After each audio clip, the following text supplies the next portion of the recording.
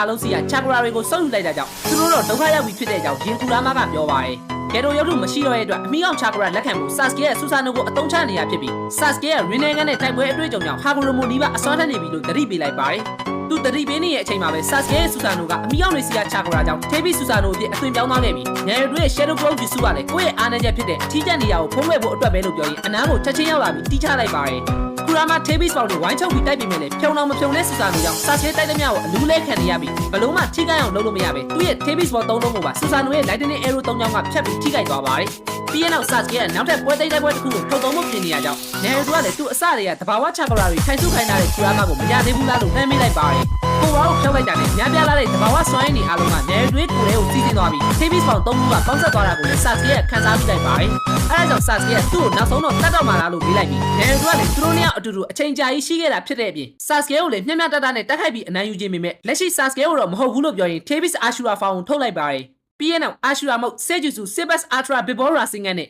ဆာစကေရဲ့နောက်ဆုံးနဲ့စွမ်းအားအကြီးဆုံးဖြစ်တဲ့အင်ဒရာအဲရိုရဲ့ဓာတ်ရိုက်ထိမှန်မှုကြောင့် Final Valley တစ်ခုလုံးမှာပျက်စီးသွားတဲ့ပြင်စစ်မြေပြင်အထိပါစွမ်းအားရိုက်ခတ်မှုတွေကဖြစ်ပေါ်လာခဲ့ပါတယ်။ဖကာရှီကလည်းတရှင်ကသူ့အနိုင်ကျင့်ခဲ့တဲ့တပယ်လေးနှစ်ယောက်ရဲ့ကြောက်ကမန်းလေးလေးပြင်းထန်တဲ့တိုက်ပွဲကိုဘာမှမလုပ်နိုင်ပဲထိုင်ကြည့်နေခဲ့ရပါတယ်။အဲအချိန်နေရိုတိုနဲ့ဆာစကေကလည်းကြီးမားတဲ့ပောက်ကွဲမှုတန်ကြောင့်မြေပြင်ပေါ်ကိုပြန်လည်ပြုတ်ကျလာခဲ့ပြီးသူ့စီရတာတဘာဝစွမ်းအားမရလိုက်ဘူးဆိုရင်နေရိုတိုတင်နေလောက်ပြီလို့ခူရာမာကပြောပါတယ်။အဲအချိန်ဆာစကေကအမာထရာဆုနဲ့တိုက်ပြီးမဲ့ချာကရာဝင်းယုံနဲ့ကာလိုက်တာကြောင့်ကန်ကောင်းသွားခဲ့ပြီးနှစ်ယောက်လုံးကလည်းချာကရာအရန်နေနေပြီဖြစ်လို့လက်သိချင်းရှင်ထိုးရမယ့်အခြေအနေကိုရောက်လာခဲ့ပါတယ်။သူတပြန်ကိုတပြန်ကြံနေတဲ့အရာတွေအကုန်ထုတ်ပြီးတိုက်နေရင်ဆာစကေရဲ့ချီတိုရီကလည်းသုံးလို့မရတော့တဲ့အချိန်နေရိုတိုရဲ့ရာစင်ကန်ကပါခလုတ်တိုက်ပြီးအခြေအနေဖြစ်သွားပါတယ်။ဆာစကေကလည်းအဲ့ဒါကိုအခွင့်ကောင်းယူပြီးအပေါ်စီကနေဖိထိုးပြီးမဲ့နေရိုတိုရဲ့ခေါင်းတိုက်ချက်နဲ့ကန်တဲ့ကြောင့်ပြန်မောက်သွားခဲ့ပြီးတယောက်နဲ့တယောက်အရှုံးမပေးပဲနောက်ဆုံးအချိန်ကြီးတစ်ချက်ချင်းဘာတပြန်ကြားတပြန်ဆုံးမနေခဲ့ကြပါတယ်။အဲ့လိုနဲ့တွားရီကျွတ်ပြီးတစားနဲ့အိုင်းကုန်ခန်းလာတဲ့အချိန်မှာတော့သူတို့ရဲ့ငငယ်ကရှီနိုဘီကူမီတဲ့လက်ရည်ဆန်းတဲ့ပွဲကိုအိမ်မက်မက်နေတဲ့ဆာကူရာကလည်းနိုးလာခဲ့ပါတယ်။တနေကုန်တက်ခိုက်နေပြီးနေတောင်ပြန်ဝင်တော့မဲ့အချိန်ထိအချစ်ဆုံးတငယ်ချင်းနှစ်ယောက်ကဘာဆွမ်းမှမရှိတော့ပဲလက်တီးချင်းရှင်ထိုးနေရင်အားပြောလာတဲ့တက်ခိုက်ချက်တွေနဲ့အတူမက်တက်တောင်ကောင်းကောင်းရက်လို့မရတဲ့အခြေအနေကိုရောက်လာကြပါတယ်